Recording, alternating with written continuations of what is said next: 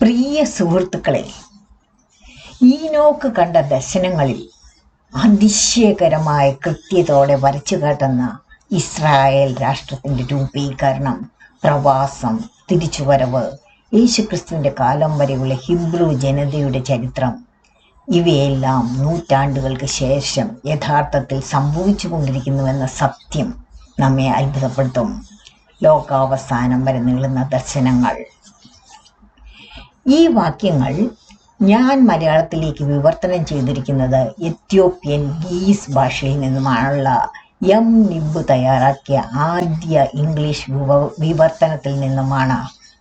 മലയാളം വായിക്കാൻ അറിയാത്ത പുതിയ തലമുറയ്ക്കായി വാക്യങ്ങളും എനിക്ക് മനസ്സിലായ വിധം അവയുടെ അർത്ഥവും ഇംഗ്ലീഷിലും ചേർത്തിട്ടുണ്ട്. മലയാളത്തിൽ നിങ്ങൾക്ക് കേൾക്കാൻ കഴിയും. നമുക്കിനി അതിലേക്ക് കടക്കാം. 89-68 ഇടയന്മാരും അവരുടെ കൂട്ടാളികളും കൂടി ആ ആടുകളെ വിഴുങ്ങുവാനായി സകല മൃഗങ്ങളുടെയും കയ്യിലേൽപ്പിച്ചു. ഒന്നിനു പുറകെ ഒന്നായി അവരിൽ ഓരോരുത്തർക്കും അവരവരുടെ കാലത്ത് കൃത്യമായ എണ്ണം ലഭിച്ചു. ഒന്നിനു പുറകെ ഒന്നായി അവരിൽ ഓരോന്നിനും കിട്ടിയതിൽ എത്ര എണ്ണം നശിപ്പിക്കപ്പെട്ടു എന്നത് ഒരു ബുക്കിൽ രേഖപ്പെടുത്തപ്പെട്ടു. ഇതിലെ ഇടയന്മാർ ദൈവം നിയമിച്ച 70 സ്വർഗീയ മേൽവിചാരകന്മാരാണ്. പദവിയിൽ താഴ്ന്ന ദൂതന്മാരാണ് അവരുടെ സഹായികളായ ഇതിലെ കൂട്ടാളികൾ. ലോകത്തിലെ മറ്റു വിജാതീയരായ രാഷ്ട്രങ്ങളാണ് ഇതിലെ മൃഗങ്ങൾ.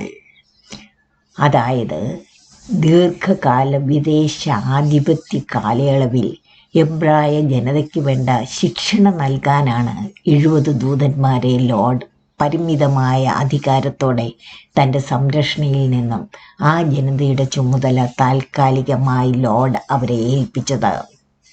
ലോർഡ് ഏൽപ്പിച്ച ആ 70 മേൽവിചാരകരുടെയും അവരുടെ സഹായികളുടെയും മേൽനോട്ടത്തിൽ തന്നെ ലോകത്തിലെ എല്ലാ ജാതികളുടെയും കൈകളിലേക്ക് ആ ജനത ഏൽപ്പിക്കപ്പെട്ടു. 89-69 ഓരോരുത്തരും നിർദ്ദേശിച്ചതിലും കൂടുതൽ കൊന്നു നശിപ്പിച്ചു. ആ ആടുകളെ ഓർത്ത്, അതായത് ഇസ്രായേൽ ജനതയെ ഓർത്ത് ഞാൻ കരയുവാനും വിലപിക്കുവാനും തുടങ്ങി.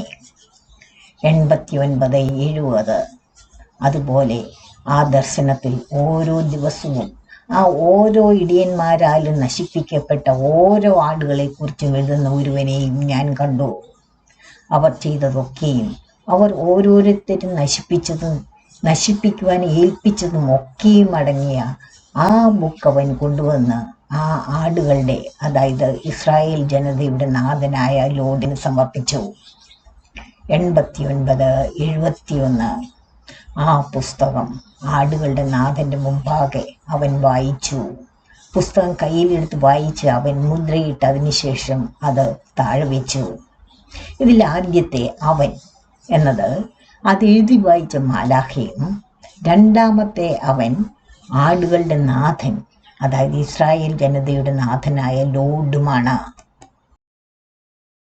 89-72 ഇതിന് ശേഷം ഇടയന്മാർ 12 മണിക്കൂർ മേയുന്നത് ഞാൻ കണ്ടു. ആ ആടുകളിൽ 3 പേർ മടങ്ങിയെത്തി ആ വീട്ടിൽ നിന്ന് വീണതെല്ലാം കെട്ടിപ്പടുക്കുവാൻ തുടങ്ങി. പക്ഷേ കാട്ടുപന്നികൾ അവയെ തടഞ്ഞതിനാൽ അവയ്ക്കത് പൂർത്തീകരിക്കുവാൻ കഴിഞ്ഞില്ല. ഇതിൽ 70 ആട്ടിടയന്മാർ ഇസ്രായേലിൻ്റെ സംരക്ഷണം ലോർഡ് താൽക്കാലികമായി ഏൽപ്പിച്ച 70 ദൂതമേൽ വിചാരകരും ആടുകൾ ഇസ്രായേൽ ജനതയുമാണെന്ന് നമുക്കറിയാമല്ലോ. ആരാണ് ഈ കൂട്ടാളികൾ? ഭൂമിയിലെ രാജാക്കന്മാർ അല്ല അവർ. ഈ 70 മേൽവിചാരകരെക്കാൾ താഴ്ന്ന നിലയിലുള്ള അവരുടെ സഹായികളായ ദൂതഗണങ്ങൾ തന്നെയാണവർ. കാട്ടുപന്നികൾ പുനഃസ്ഥാപനത്തെ ചെറുത്ത അപ്പോൾ ജെറുസലേമിലുണ്ടായിരുന്ന വിദേശികളാണ്. 12 മണിക്കൂർ നേരത്തേക്ക് അവർ മേയുന്നു എന്നത് ഇത് അക്ഷരാർത്ഥത്തിലുള്ള മണിക്കൂറുകളെ കുറിച്ചല്ല, മറിച്ച് ഇടയന്മാരുടെ പരിചരണത്തെ ഇസ്രായേലിൻ്റെ ചരിത്രത്തിലെ പൂർണ്ണവും പൂർത്തിയായതുമായ ഒരു ഘട്ടത്തെക്കുറിച്ചാണ്. ദൈവത്താൽ നിയുക്തമായ മാർഗനിർദ്ദേശത്തിന്റെയും മേൽനോട്ടത്തിന്റെയും പൂർണ്ണമായ ഒരു കാലഘട്ടത്തെ ഇത് പ്രതീകപ്പെടുത്തുന്നു. ഇതിൽ പറയുന്ന യെരുശലേമിന്റെയും ദേവാലയത്തിന്റെയും പുനഃസ്ഥാപനത്തിനായി തിരിച്ചെത്തിയ ആ 3 ആടുകൾ, അതായത് 3 ഇസ്രായേലികൾ, അവർ ആരാണ്?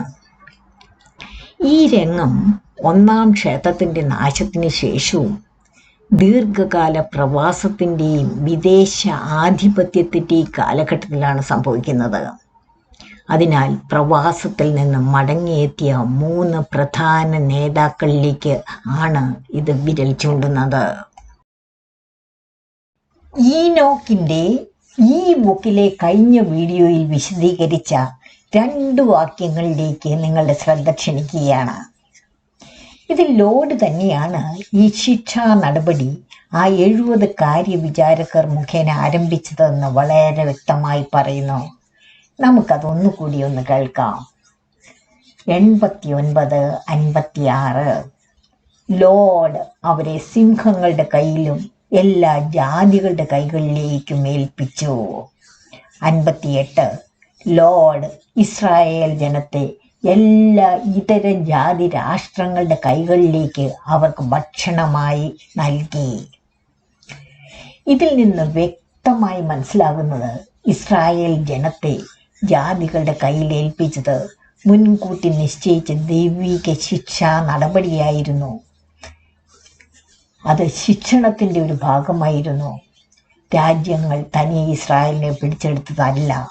മാലാഖമാരായ ഇടയന്മാരാണ് ലോർഡിന്റെ ആജ്ഞപ്രകാരം ഇസ്രായേലിനെ അവരുടെ കയ്യിൽ ഏൽപ്പിച്ചത്. അപ്പോൾ സ്വാഭാവികമായും വേറൊരു ചോദ്യമായിരുന്നു, ലോർഡ് തൻ്റെ സ്വന്തം ജനമായി തിരഞ്ഞെടുത്ത ജനതയോട് ഇത്ര കർക്കശമായി പെരുമാറുന്നത് എന്തുകൊണ്ട്? ബൈബിൾ എന്താണ് പറയുന്നത് എന്ന് നമുക്ക് പരിശോധിക്കാം. ബൈബിൾ പരിശോധിച്ചാൽ നമുക്ക് കാണാം, ദൈവം ഇസ്രായേൽ മക്കൾക്ക് കൊടുത്ത വാഗ്ദത്തങ്ങളും ശാപങ്ങളും ഓരോ ഉടമ്പടി ഉപാധികളോടുകൂടിയായിരുന്നു. ഇസ്രായേൽ അത് ലംഘിച്ചു. ആവർത്തന പുസ്തകം 28-ാം അധ്യായത്തിൽ ലോർഡിനെ അനുസരിച്ച് ഉടമ്പടി പാലിച്ചാൽ അവർക്ക് കിട്ടുന്ന അനുഗ്രഹങ്ങളുടെയും അനുസരണക്കേടിനാൽ ഉള്ള ഉടമ്പടി ലംഘനത്തിന് അവർക്കുണ്ടാകുന്ന ദുരിതങ്ങളെയും കുറിച്ച് വളരെ വിശദമായി നേരത്തെ തന്നെ അവരെ അറിയിച്ചിട്ടുണ്ടായിരുന്നു. ലേവ്യ പുസ്തകം 26 അവർ ഉടമ്പടി ലംഘിച്ചാൽ അവർ ചിതറിക്കപ്പെടും. യിരെമ്യാവ് 25 പ്രവാസം ദൈവത്തിന്റെ ന്യായവിധിയാണ്. 2 രാജാക്കന്മാർ 17 ഇസ്രായേൽ നാടുകടത്തപ്പെടുന്നു. കാരണം അവർ ലോർഡിനെ അനുസരിച്ചില്ല. ഈനോക്കിന്റെ സ്വപ്ന ദർശനത്തിൽ നമുക്ക് കാണാം, ലോർഡ് തന്നെയാണ് തൻ്റെ ഉടമ്പടി ന്യായവിധിയുടെ ഭാഗമായി ആദ്യം ഇസ്രായേലിനെ അസീറിയ, ബാബിലോൺ, പേർഷ്യ എന്നീ സാമ്രാജ്യങ്ങളുടെ കയ്യിലേൽപ്പിക്കുന്നതെന്ന്. ലോർഡിന്റെ നിർദ്ദേശങ്ങൾ അനുസരിച്ച് 70 ദൂത ഇടയന്മാർ പിന്നീട് ഈ പ്രവൃത്തി തുടരുന്നു. എന്നാൽ ക്രമേണ അവർ ലോർഡ് അവർക്ക് അനുവദിച്ച പരിധിക്കപ്പുറമായി കൂടുതൽ ജനത്തെ നശിപ്പിക്കുവാൻ തുടങ്ങുന്നു. അവരിൽ അർപ്പിച്ച ചുമതലയിൽ വന്ന ഈ വീഴ്ചയാൽ അവരും ന്യായവിധിക്ക് പാത്രമാകുന്നു. യെരുശലേമിൽ നിന്നും വീണുടഞ്ഞ് നശിച്ചതെല്ലാം കെട്ടിപ്പൊക്കുവാൻ വന്ന ആ 3 പേർ ആരൊക്കെയായിരുന്നു എന്നറിയേണ്ടേ? ആ 3 നേതാക്കളിൽ ഒരാൾ ബൈബിളിൽ എസ്രാ പ്രവാചകന്റെ ബുക്കിൽ പറയുന്ന ശേഷ് ബാസറാണ്. പേർഷ്യൻ രാജാവ് കോരേശിനെ ദൈവം ഉണർത്തിയതിനാൽ സ്വർഗത്തിലെ ദൈവത്തിന് യെരുശലേമിൽ ഒരു ആലയം പണിയുവാൻ എന്നോട് കൽപ്പിച്ചിരിക്കുന്നു എന്ന് തൻ്റെ രാജ്യത്തെല്ലായിടവും ഒരു വിളംബരത്തിലും രേഖാമൂലവും രാജാവ് പരസ്യപ്പെടുത്തി. നെബൂഖദ്നേസർ കൊണ്ടുപോയി തൻ്റെ ദേവന്മാരുടെ ക്ഷേത്രത്തിൽ വെച്ചിരുന്ന ദേവാലയം വക ഉപകരണങ്ങളും കോരേശ് രാജാവ് പുറത്തേക്ക് എടുപ്പിച്ച് ആദ്യത്തെ യൂദ ഗവർണറായ ശേഷ് ബാസറിനെ നിയമിച്ച് അദ്ദേഹത്തെ അതൊക്കെയും ഏൽപ്പിക്കുന്നു. അദ്ദേഹമാണ് ദേവാലയത്തിലെ പാത്രങ്ങളെല്ലാം യെരുശലേമിലേക്ക് തിരികെ കൊണ്ടുവന്നത്. കൂടാതെ കോരേശിൻ്റെ കീഴിൽ ആലയ പുനർനിർമ്മാണത്തിന് ഔദ്യോഗിക സർക്കാർ നടപടികളെടുത്ത് ആദ്യ അടിത്തറ അതായത് പുനരുദ്ധാനത്തിനുള്ള തുടക്കം കുറിക്കുകയും ചെയ്തു. എന്നാൽ അദ്ദേഹത്തിൻ്റെ കാലത്ത് അത് മുന്നോട്ട് കൊണ്ടുപോകുവാൻ അദ്ദേഹത്തിന് കഴിഞ്ഞില്ല. സെറുബ്ബാബേലാണ് രണ്ടാമൻ. നെബൂഖദ്നേസർ ബാബേലിലേക്ക് കൊണ്ടുപോയിരുന്ന പ്രവാസികളിൽ നിന്നും യെരുശലേമിലേക്കും യഹൂദയിലേക്കും BC 538 മടങ്ങി വന്നവരെ നയിച്ച അവരുടെ നേതാവാണ് അദ്ദേഹം. പുരോഹിതന്മാർ, ലേവ്യർ, ഗായകർ എന്നിവരോടൊപ്പം അടിസ്ഥാന കല്ലുകൾ സ്ഥാപിച്ച് ദേവാലയ ഘടനയുടെ യഥാർത്ഥ നിർമ്മാണം ആരംഭിച്ചത് ഇദ്ദേഹമാണ്. എന്നാൽ അവരുടെ പ്രവാസകാലത്ത് നെബൂഖദ്നേസർ കൊണ്ടുവന്ന് അവിടെ താമസം ഉറപ്പിച്ച വിദേശ പൗരന്മാരിൽ നിന്നും കനത്ത എതിർപ്പുണ്ടായി. അന്നത്തെ രാജാവ് അർത്തസറക്സ് പണി നിർത്തിവെക്കുവാൻ കൽപ്പിച്ചതിനാൽ നിർമ്മാണം അനേകം വർഷങ്ങൾ നിർത്തിവെക്കേണ്ടി വന്നതായി ബൈബിളിൽ രേഖപ്പെടുത്തിയിരിക്കുന്നു. മൂന്നാമൻ പൗരോഹിത്യ സേവനം പുനഃസ്ഥാപിച്ച മഹാപുരോഹിതനായ യോശുവ ആണ്. ദേവാലയത്തിൻ്റെ തറക്കല്ലിടുന്നതിന് മുമ്പ് തന്നെ പൗരോഹിത്യ സേവനം പുനഃസ്ഥാപിച്ച് ദൈവത്തിൻ്റെ യാഗപീഠം പണിയുവാൻ നേതൃത്വം നൽകിയത് ഇദ്ദേഹമാണ്. എഴുതിയിരിക്കുന്നത് പോലെ യാഗങ്ങളും കൂടാര പെരുന്നാളും ഉത്സവങ്ങളും ആചരിക്കുവാൻ ആരംഭം കുറിച്ചതും ഇദ്ദേഹത്തിൻ്റെ നേതൃത്വത്തിലാണ്. ദേശത്തെ ജനങ്ങൾ തടസ്സപ്പെടുത്തിയതിനാൽ സെറുബ്ബാബേലിനോടൊപ്പം ഇദ്ദേഹത്തിനും മടങ്ങേണ്ടി വന്നു. എന്തുകൊണ്ടാണ് ഈ 3 പേരെയാണ് ഈനോക്ക് കണ്ട ദർശനത്തിലെ പുനഃസ്ഥാപിത നായകന്മാർ എന്ന് നമുക്ക് തിരിച്ചറിയുവാൻ കഴിയുന്നത്?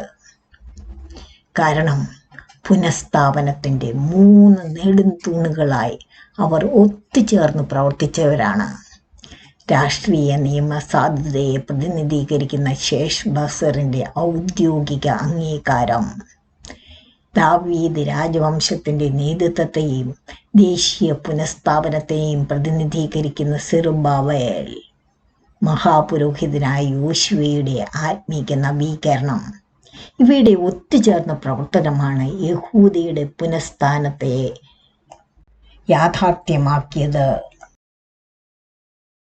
89-73 അവർ വീണ്ടും മുമ്പത്തെ പോലെ പണിയുവാൻ തുടങ്ങി. ആ ഗോപുരം ഉയർത്തി. അത് ഉയർന്ന ഗോപുരം എന്ന പേരിൽ അറിയപ്പെട്ടു. ഗോപുരത്തിന് മുന്നിൽ ഒരു മേശ വീണ്ടും വയ്ക്കുവാൻ തുടങ്ങി. എന്നാൽ അതിലുള്ള അപ്പമെല്ലാം നിർമ്മലമല്ലാത്തതും അശുദ്ധവുമായിരുന്നു. ബാബേൽ പ്രവാസത്തിൽ നിന്നും മടങ്ങിയെത്തിയ ആദ്യ അതേ ഗ്രൂപ്പ് തന്നെയാണ് ഇസ്രായേലിന് നിലംപൊത്തി നശിച്ചു പോയതെല്ലാം കെട്ടിപ്പടുക്കുവാൻ വീണ്ടും രണ്ടാമതൊരു ശ്രമം നടത്തുന്നതായി ഈനോക്ക് ദർശനത്തിൽ കാണുന്നത്. എന്നാൽ ഇപ്പോൾ ശേഷ്ബസാറിൻ്റെ സ്ഥാനത്ത് ഗവർണർ സ്ഥാനം വഹിക്കുന്നത് സെറുബ്ബാബേലാണ്. ഇതിൽ പറയുന്നു, അവർ ഗോപുരത്തിന് മുന്നിൽ ഒരു മേശ വീണ്ടും വയ്ക്കുവാൻ തുടങ്ങി. എന്താണ് ഇതിൻ്റെ അർത്ഥം? യാഗപീഠത്തെയോ കാഴ്ചയപ്പ മേശയോ പ്രതിനിധീകരിക്കുന്ന ലോഡിൻ്റെ മുമ്പാകെ വഴിപാടുകൾ വയ്ക്കുന്ന സ്ഥലമാണത്. ആരാധന പുനഃസ്ഥാപിക്കുന്നതിനുള്ള നേരിട്ടുള്ള പ്രതീകാത്മക പരാമർശമാണിത്. പക്ഷേ അതിലെ എല്ലാ അപ്പവും അശുദ്ധമായിരുന്നു. എന്താണ് ഇതിൻ്റെ അർത്ഥം? അവരുടെ ആരാധന ലോഡിന് സ്വീകാര്യമായിരുന്നില്ല എന്നാണ്. കാരണം അവരുടെ ഹൃദയങ്ങൾ ശരിയായിരുന്നില്ല. അവരുടെ അനുസരണ അപൂർണമായിരുന്നു. അവരുടെ വഴിപാടുകൾ അശുദ്ധമായി. ഈ വാക്യത്തിലെ എന്തുകൊണ്ട് ആ ആദ്യ ഗ്രൂപ്പുകാർ ഒരുക്കിയ മേശ ലോഡിന് സ്വീകാര്യമല്ലാതായി എന്നത് ഹഗ്ഗായി പ്രവാചകന്റെയും സക്കറിയ പ്രവാചകന്റെയും ബുക്കുകളിൽ നമുക്ക് കാണാം. ഹഗ്ഗായി 2:13-14 വരെയുള്ള വാക്യങ്ങളിൽ ലോർഡ് ഓഫ് ഹോസ്റ്റസ് ഹഗ്ഗായി പ്രവാചകൻ മുഖേന കർമ്മങ്ങൾ നടത്തുന്ന ദേവാലയത്തിലെ ആത്മീയ ആചാര്യന്മാരോട് സംസാരിക്കുവാൻ പറയുന്നു. മടങ്ങി വന്ന ജനങ്ങളുടെ സ്വന്തം ജീവിതം അശുദ്ധമായിരുന്നതിനാൽ അവരുടെ വഴിപാടുകൾ മലിനമായി എന്ന് ഹഗ്ഗായി ഇതിൽ വിശദീകരിക്കുന്നു. അതുപോലെ സക്കറിയ പ്രവാചകൻ തിരിച്ചെത്തിയ പ്രവാസികൾ പൂർണ്ണ ഹൃദയത്തോടെ ദൈവത്തിങ്കിലേക്ക് യഥാർത്ഥത്തിൽ മടങ്ങി വരാത്തതിന് സെഖര്യാവ് അവരെ ശാസിക്കുന്നു. എൻ്റെ അടുക്കിലേക്ക് മടങ്ങി വരുവീൻ, ഞാൻ നിങ്ങളുടെ അടുക്കിലേക്ക് മടങ്ങി വരുന്ന എന്ന ലോർഡിൻ്റെ ഉറപ്പും അവർക്ക് കൊടുക്കുന്നു. ഈനോക്കിലെ നീ എൻ്റെ യാക്കോബിടത്തിൽ മേൽ മലിനമായ അപ്പം അർപ്പിക്കുന്നു എന്ന വാക്യത്തിന് ഏറ്റവും നേരിട്ടുള്ള സമാന്തര വാക്യം നമുക്ക് മലാഖി പ്രവാചകന്റെ ബുക്കിലും കാണാം. നിങ്ങൾ എൻ്റെ യാഗപീഠത്തിൽ മേൽ മലിന ഭോജനം അർപ്പിക്കുന്നു. ഈനോക്കിന്റെ പ്രവചന യാത്രയ്ക്ക് സാക്ഷ്യം വഹിക്കുന്ന ജീവനുള്ള ഇസ്രായേൽ ജനത ഇന്ന് നമ്മുടെ മുന്നിൽ നിൽക്കുമ്പോൾ ഈ പുരാതന ഗ്രന്ഥത്തിന്റെ ആഴമേറിയ പ്രാധാന്യം പരിഗണിക്കാതിരിക്കുവാൻ നമുക്ക് കഴിയുമോ? ആദമിൽ നിന്ന് ക്രിസ്തുവിലേക്കും ലോകത്തിന്റെ അന്ത്യനാശത്തെക്കുറിച്ച് പോലും നൂറ്റാണ്ടുകളായി സംരക്ഷിക്കപ്പെട്ടിട്ടുള്ള പ്രവചന വിഷയങ്ങളുടെ ഇത്രയും വിപുലവും സ്ഥിരതയുള്ളതുമായ ഒരു ശ്രേണി അവതരിപ്പിക്കുന്ന മറ്റൊരു ബൈബിൾ കൃതി ഏതാണുള്ളത്? ഈ അവതരണം നീണ്ടുപോകുന്നതിനാൽ ഞാനിതിവിടെ അവസാനിപ്പിക്കുകയാണ്. ഇത് നിങ്ങളുടെ ബൈബിൾ പഠനത്തിന് സഹായകമെങ്കിൽ സബ്സ്ക്രൈബ് ചെയ്ത് നോട്ടിഫിക്കേഷനിൽ ഓൾ അമർത്തിയാൽ ഇനിയുള്ള വീഡിയോകൾ പബ്ലിഷ് ചെയ്താൽ ഉടൻ തന്നെ നിങ്ങൾക്കത് ലഭ്യമാകുന്നതാണ്. നിങ്ങളുടെ പിന്തുണ ഒരു യഥാർത്ഥ പ്രോത്സാഹനമാണ്. ഈ മെറ്റീരിയൽ നിങ്ങൾക്ക് അർത്ഥവത്തായതാണെങ്കിൽ വീഡിയോ ലൈക്ക് ചെയ്ത് നിങ്ങൾക്കത് പ്രകടിപ്പിക്കാനും കഴിയും. Thank you.